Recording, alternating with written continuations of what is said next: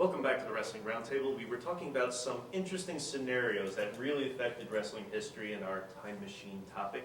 And one I'm going to bring up now is Vince McMahon in the early 90s, between 92 and 94, got indicted on charges of distributing steroid. There was some sexual harassment allegations in there as well. What if McMahon hadn't gotten indicted in 1994? And the reason I'm asking this is because the immediate after effects, where you saw guys like Warrior, Bulldog, out the door really quick. And all of a sudden, you got guys like Bret Hart, Shawn Michaels coming up. Do you think they would have gotten the same chance? No, I don't think so. And you can really tell when things really hit the fan. He switches up, this whole framework of pro wrestling, and it really took an effect. And actually, it helped guys out like Bret and Shawn and all the other guys that were coming up at that time. Well, at the same time, it seems they always go back to the big man stuff. Like the match that everyone remembers and stands out at WrestleMania 13 is Bret and Austin. But the main event was Sid and Undertaker, ridiculously huge guys. And when they panic and take the WCW belt off whoever on SmackDown, then Khali wins it. Khali, come on! I think it's just Vince's choice, He has a hard on for big guys. He likes them, He likes the over-the-top superhero types guys. That's why he goes for bodybuilders, more than anything else. Well, if he had gone to jail, how do you think that changes the wrestling landscape? How do you understand? It's like how the mob changed when, God, he went to jail. I mean, he's still going to call the shots from jail. I don't know. You don't think there would have been, the inmates running the asylum over there? Without McMahon there. Especially with the clique there. With the clique, yeah. And, oh, God, what a... They would have stepped up. Somebody might have taken a turn for the worse. It might have been better. Who knows? But they wouldn't have taken Vince as seriously. Jerry Jarrett was supposed to take over if McMahon had ever gone to jail, and McMahon was going to send him orders from jail. Let's go on to, what if ECW hadn't ever signed with the then Nashville network, I believe it was, back in 1999? Would they still be around today?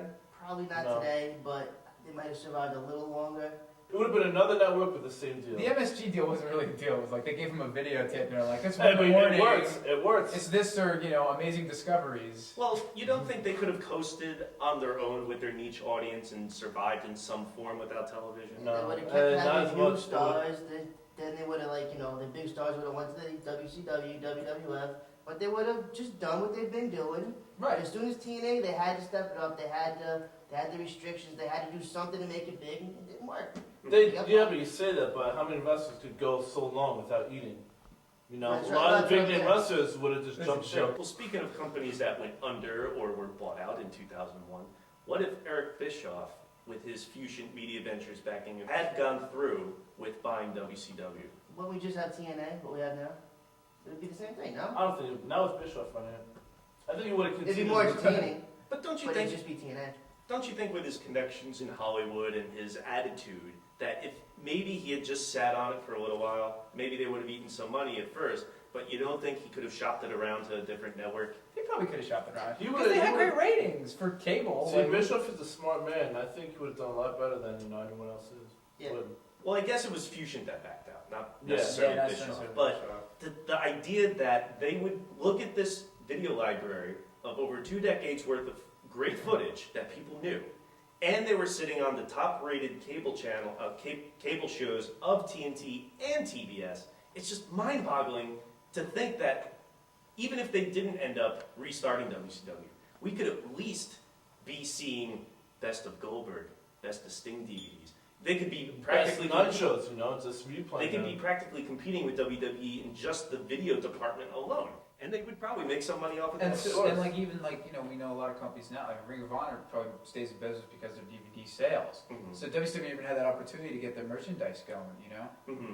And that would also pretty much cancel out 24/7 because as many video libraries as WWE owns, it all started with them buying WCW. Yeah. And from there, they were like, let's amass the biggest collection we can. We own wrestling history practically outside of 1 or 2 territories. Mm-hmm. But that's a huge chunk of what they show. You could also cancel out the brand split. Oh, that's true. Yeah. Maybe everything wouldn't be so watered down. Maybe we'd have one solid champion that we wouldn't be complaining that Khali is in the ring and Undertaker's blowing main events. We'd have one solid champion. Each Continental belt would mean something. You'd have one tag team champions. Buying WCW is what gave them the idea to split the roster in the first place. Because that's some of the guys that thought, hey, why not just break it up and see if we could build individual And in the first place, Bischoff made it work. Mm-hmm. Bischoff and Heyman, they're actual feud within it, they made it work, and then they had the other guys in it. That's a good point. Not Yeah. really That's big the most legs it ever had was when Bischoff and Heyman. Yeah, Right. they were actually, you knew those two didn't like each other from the past, and they were actually feuding and they didn't like each other. Well, speaking of not liking each other from the past, that reminds me of super sexy satanic supermodel Kevin Sullivan and He Who We Do Not Speak Oh, Of. no. And that's the reason why the Radicalz left, or Radicalz who... I thought you were going to ask, what if they never got divorced or something? You know, Sullivan and okay. Oh. So I went there. Okay. Well, what if the Radicalz had never left WCW? Because at that time, we all knew those four guys were the foundation of WCW that was keeping them afloat. Future. They took the workhorses that kept that company afloat, especially in the bad times, which is what they were in the middle of with the Russo era trying to rebuild.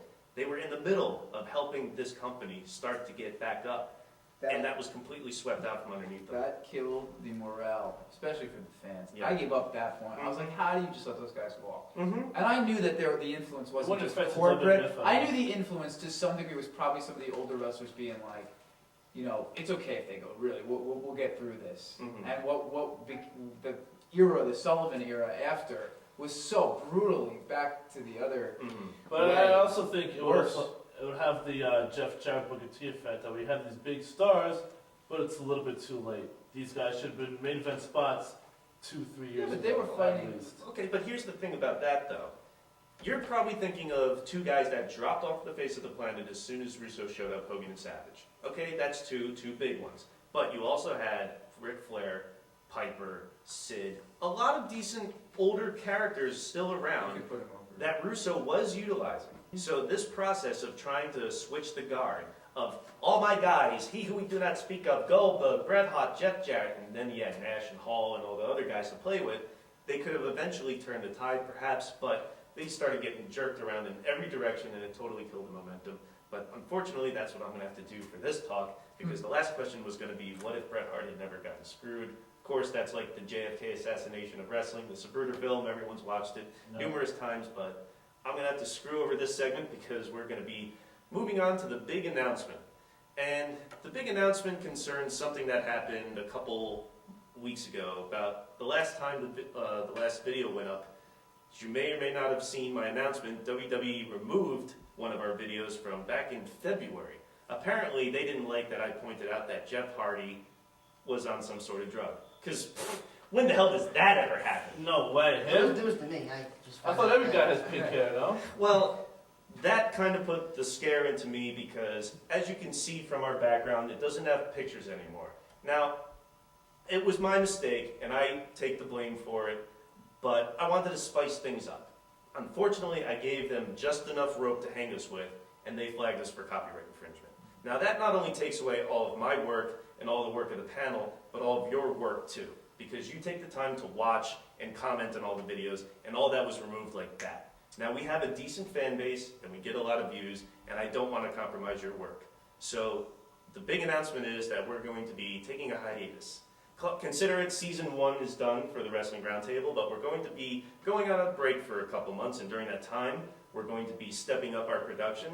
We're going to be re-editing those old shows, WWF scratch logoizing, you know, when you see the DVDs and all the logos are blurred out. We're going to do that to the background to protect our integrity and your work, because WWE can't hold down the truth, and that's what we're about. We want to thank you for your support, for watching, and for commenting, and keeping the discussion going after the video ends. So thank you very much for viewing. Thank you again very much for your support, and we'll be back. And if we aren't, if we decide that wrestling's not worth talking about, it's been a great run, and we've enjoyed it, and hopefully you have too. So see you in a couple months. For the panel, Chris Harris, Brett Simonello, Alex Payne, who's joined us many times, Martin LeConte, Rodney LeConte, Lawrence Haber. I'm your host, Eric Santamaria. Thank you for viewing. I may or may not have given the WF an idea of how to take our show down by referencing the fact that we had pictures up there. If they do, go ahead. Because I've saved all the comments, all that's saved, first of all. And once everything's re-edited, we're fine. Cool.